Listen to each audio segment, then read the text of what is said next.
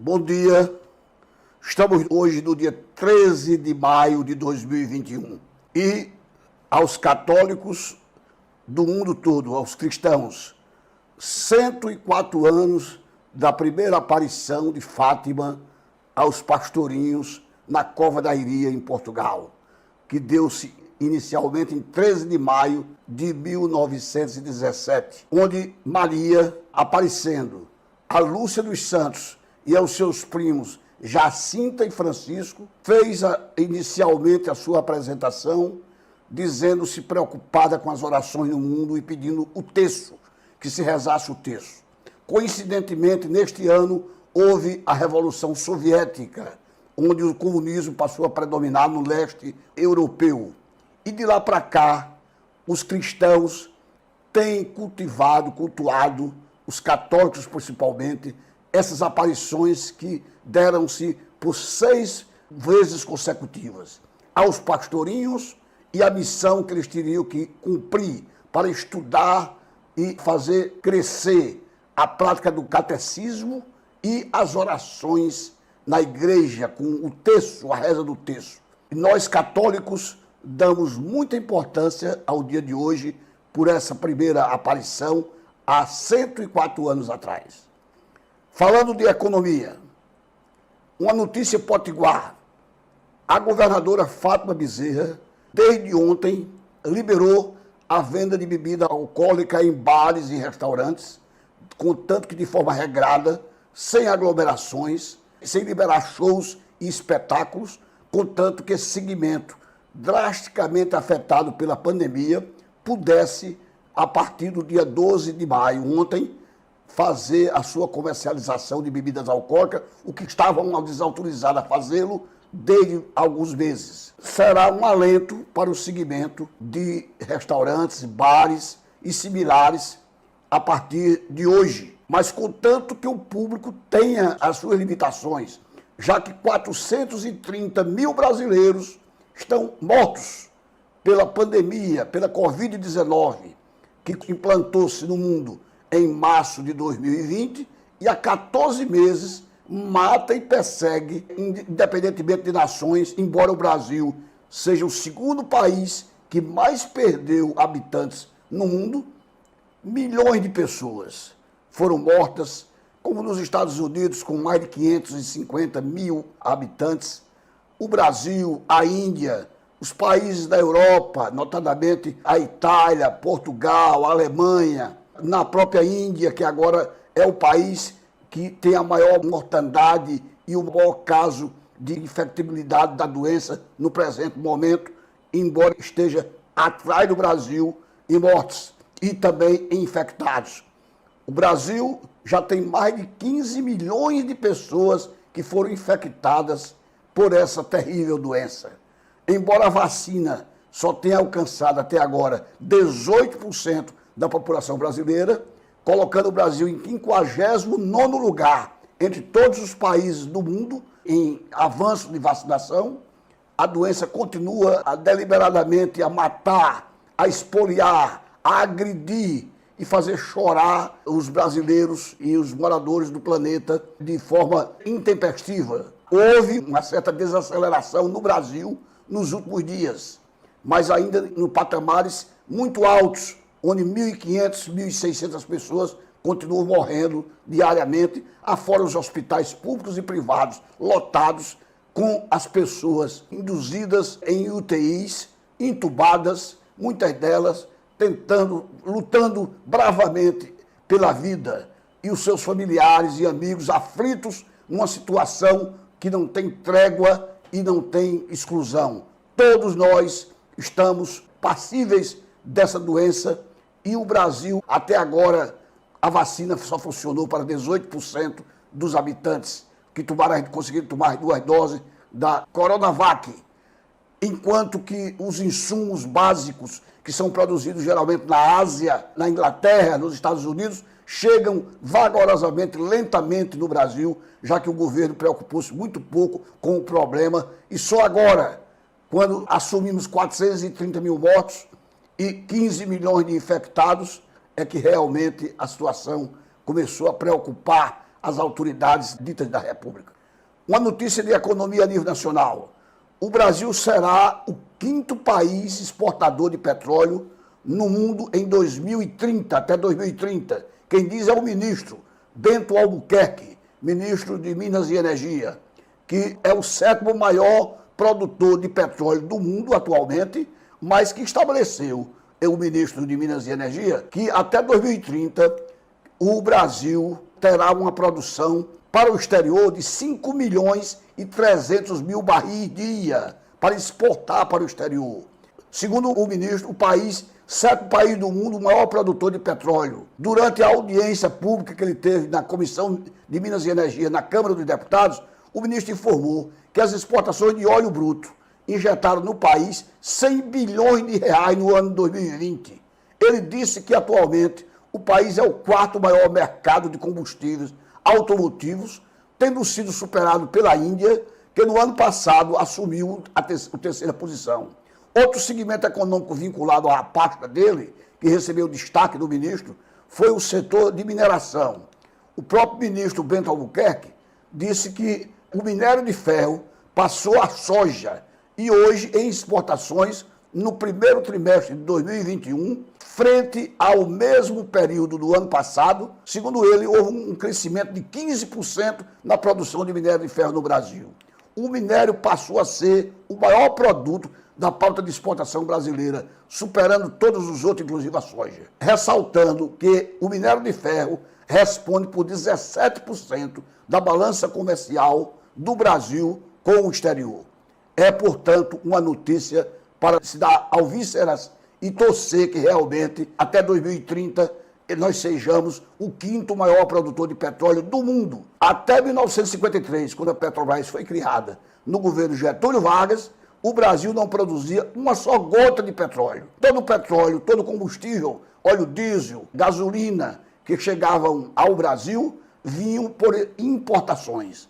E hoje já galgamos, 68 anos depois, uma posição privilegiada e que nos dá condições de auspiciar até 2030 sermos o 5º maior exportador de petróleo do mundo e o 7º maior produtor. Não deixa de ser alvíceras.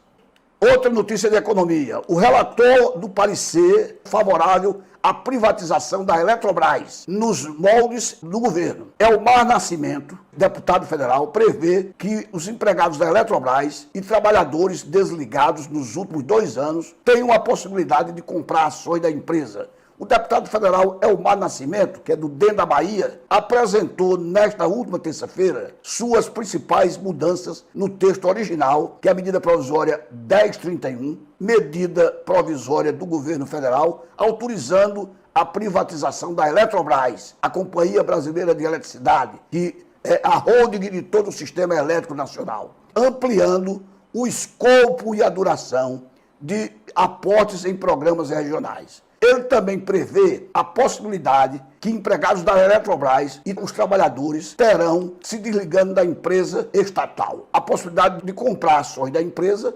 detidas pelo governo federal antes do processo de capitalização da própria empresa. O novo texto não foi divulgado na íntegra, mas o prazo para isso acontecer está se diminuindo e terá que passar pelo Senado da República. Mas a Eletrobras, como tantas outras estatais, devem passar para a esfera privada, dando maior celeridade, competitividade, gerenciamento, direcionamento às empresas públicas que foram criadas há 60, 70, 50 anos atrás, quando o Brasil não possuía tal capacidade de investimento, mas que hoje devem ser dirigidas pelo próprio mercado, a dinâmica do mercado, como acontece nos países adiantados do mundo, nos Estados Unidos, na Alemanha, na Inglaterra, no Canadá, no continente europeu, e deve acontecer também aqui no Brasil. Argentina e Uruguai já estão muito à frente do Brasil, e o Chile, Argentina, Uruguai e Chile estão bem à frente do Brasil com relação a essas privatizações. Os desafios econômicos continuam. Assim como foi em 2020, 2021 é para o Brasil um ano com grandes desafios econômicos, sociais e humanos. No entanto, graças ao trabalho da comunidade científica, que desenvolveu vacinas em tempo recorde, as perspectivas para o segundo semestre são animadoras. Animadoras por quê? Em 2020, as agências econômicas viram-se um ambiente incerto e desconhecido, onde o temor pela vida gerou mudanças de comportamento e efeitos profundos na atividade econômica nacional. Somado a isso, os protocolos indicados para a contenção do contágio da Covid-19 resultaram em forte queda do Produto Interno Bruto do Brasil, no segundo trimestre, principalmente do ano passado, quando nós fomos surpreendidos em março, final do primeiro trimestre, para o segundo trimestre, com a doença, a pandemia. Os governos adotaram políticas fiscal e monetária extraordinariamente estimulativas. Como resultado, o tombo da economia em 2020 foi inferior ao projetado e vimos o acúmulo da poupança no setor privado. A retirada dos estímulos fiscais adotados ao longo do ano passado tomou o cenário nos primeiros meses de 2021 como um cenário negativo, especialmente desafiador. Nesse sentido, surpreendeu-nos a resiliência da economia nos meses de janeiro, fevereiro e março. O fiscal cívico, como é chamado, o impacto negativo na atividade econômica nacional. Fruto da diminuição dos gastos do governo, veio a intensidade inferior à esperada, os gastos do governo. Vimos também a continuidade da recuperação do setor de serviços, da criação de postos de trabalho reduzida. No entanto, a natureza singular da crise atual levou a nova deterioração. O cenário, sempre importante de lembrar que a causa do problema é exógena, a economia, necessária para a retomada do recrudescimento do crescimento econômico. O número de casos de hospitalizações levou a colapso o sistema médico nacional. E nós temos que recuperar a saúde do brasileiro para podermos ter uma economia mais saudável e crescendo melhor. Novas restrições severas de mobilização foram detectadas e decretadas com esperado impacto negativo na atividade econômica. Dessa vez, no entanto, a experiência internacional induziu que a magnitude do impacto é inferior à observada na primeira onda da doença. A curva do aprendizado exerce importante papel com firmas e famílias adaptadas ao retorno, especialmente adverso. Em paralelo, avançamos gradualmente no processo de vacinação. A capilaridade do Sistema Único Brasileiro, o SUS, permite a rápida aplicação das restritas vacinas. O que tem feito com que a vacinação seja lenta é a falta de insumos básicos para a consolidação e construção das vacinas, que estão a faltar nos postos de saúde, nas UPAs, nos hospitais, por falta de condições da sua... São 7 bilhões de pessoas no mundo clamando por uma vacina e poucas indústrias ainda com especialidade testada e aprovada para a pandemia que está a nos assustar. Aguardemos, dias melhores virão. Quando já estávamos ressabiados de uma CPI que corre no Senado, às duras penas, e ontem houve um entrevero com o senador Renan Calheiros, do MDB de Alagoas, ex-presidente do Congresso Nacional, querendo prender no ato o ex-secretário de Comunicação do governo Bolsonaro, por faltar a verdade à comissão em contrapartida ao que uma entrevista que tinha dado à revista Veja dias antes disso, e, posteriormente, a chegada em plenário do senador Flávio Bolsonaro, desafiando quase que para um esforço físico o senador Renan Calheiros, chamando-o de bandido. Eis que agora um outro senador da base do próprio governo, aliado de Bolsonaro, propõe a CPI para apurar o orçamento secreto de 3 bilhões de reais do Planalto. Roberto Rocha tem apadrinhados na Companhia de Desenvolvimento do Vale do São Francisco, do Parnaíba, o chamado Codevasp, estatal que serviu de principal caminho para a execução das verbas secretas. O senador Roberto Rocha, que é do Maranhão, do PSDB, mais ligado ao governo federal, fez um requerimento para a criação de uma nova comissão parlamentar de inquérito para apurar o esquema revelado pelo Estado de São Paulo, o jornal Estado de São Paulo, que o governo de Jair Bolsonaro fez parte para a conquista de apoio para eleger presidente do Senado e da Câmara dos Deputados um orçamento secreto de 3 bilhões de reais dentro da Companhia do Desenvolvimento dos Vales do São Francisco e do Parnaíba, Codevasf, que é uma estatal que serviu de principal caminho para a execução das verbas secretas. Entendemos imperiosa a instalação de uma comissão parlamentar de inquérito para o Senado Federal proceda à vigorosa investigação, disse ele em entrevista aos jornais, enquanto que já existe no próprio Senado cabeças pensantes que acham que é muito problema para se discutir numa hora tão difícil como essa que nós estamos passando por essa doença infeliz, desassossegando a todos nós, e mais uma CPI ser formada ou para virar pizza ou para tumultuar mais ainda os rumos do governo, do parlamento e da própria república. São CPI demais e muitos problemas para uma hora tão difícil. A Bolsa de Valores de São Paulo, a Bovespa, fechou ontem numa baixa de 2,64%. Foi uma das maiores baixas do ano de 2021, mas essa desnivelada da Bolsa, que vinha num crescendo a cada dia, inclusive com aumentos representativos na segunda e na terça-feira, na quarta perdeu 2,64%, ficou nos 119.716 pontos, embora acumule lucro no ano 2021, foi em função da inflação americana dos Estados Unidos, que é divulgada na última terça-feira, causou furor por via acima da programada pelos analistas economistas de plantão e as agências de rating, que são aquelas agências que dão previsão de dados econômicos. Mesmo assim, a necessidade de fazer aquisições no Brasil para sobreviver ao mercado em fase de consolidação está alimentando um apetite das companhias brasileiras por emissões de ações na Bolsa. No acumulado de 2021, mesmo com a volatilidade causada pela crise política e pela segunda onda da Covid-19, as ofertas iniciais dos IPOs, chamados lançamentos de ações, já somam 65 bilhões de reais.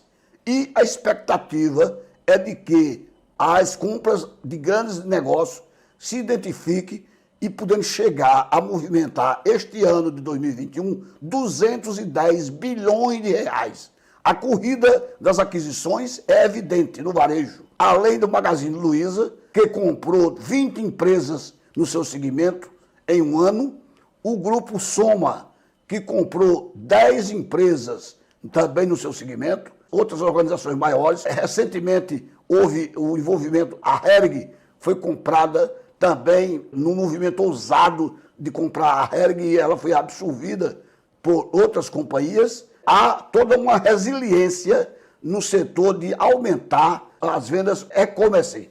São vendas de internet, menos balcão, menos funcionário na loja para atender e pelo computador ou pelo celular você compra de sua casa por preços módicos para São Paulo, Rio de Janeiro ou outros mercados fornecedores ou em Mossoró, onde as empresas locais muitas vezes apresentam preço competitivo e têm condições de concorrer com os grandes supermercados internacionais.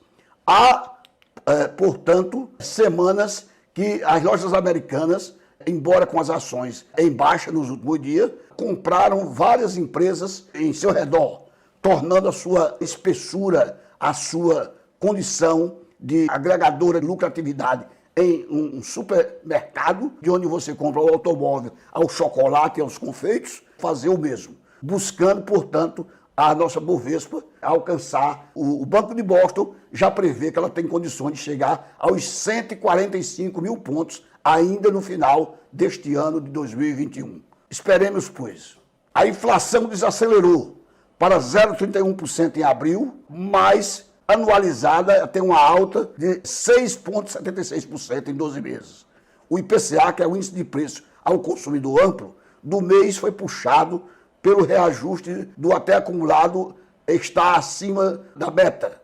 Os preços dos combustíveis deram trégua à inflação em abril, mas o reajuste de medicamentos autorizado pelo governo pesou no bolso do brasileiro e nas famílias. O Índice Nacional de Preço ao Consumidor Amplo variou em março 0,93%, em abril 0,31% e acumula agora mais de 6,70% ao ano, quando o centro da meta é 4,5%. E isso fere o bolso do brasileiro, já alcançado por tantos aumentos, num período de tempo relativamente pequeno, que tivemos 4 meses vencidos no ano de 2021. É aguardar, e o Banco Central já deu as medidas que tem que tomar. Tanto na reunião que houve no início de março, como agora no início de maio, a taxa Selic, que chegou a cair a 2% ao ano, subiu em ambas as oportunidades, mais 0,75%, e hoje é 3,5% a taxa Selic, que é o sistema de liquidação e custódia do Banco Central do Brasil. O IPCA fere o bolso do brasileiro e precisa ser aplacado para manter a nossa economia saudável. Embora sejamos um grande produtor de commodities, minério de ferro, feijão, café, petróleo, soja. Temos o maior rebanho bovino do mundo, com 250 milhões de cabeças de gado, um grande rebanho caprino. Temos riquezas profundas, como o sal aqui no Rio Grande do Norte, salbarinho, mas precisamos ter uma inflação controlada para podermos vencer tantas dificuldades e ainda mais essa que apareceu agora para o planeta, que é o da Covid-19. Essa é a nossa edição de podcast número 16 e até a próxima semana com novas informações para os dirigentes da CDL, lojistas, empresários, os meus amigos e as minhas amigas. Obrigado.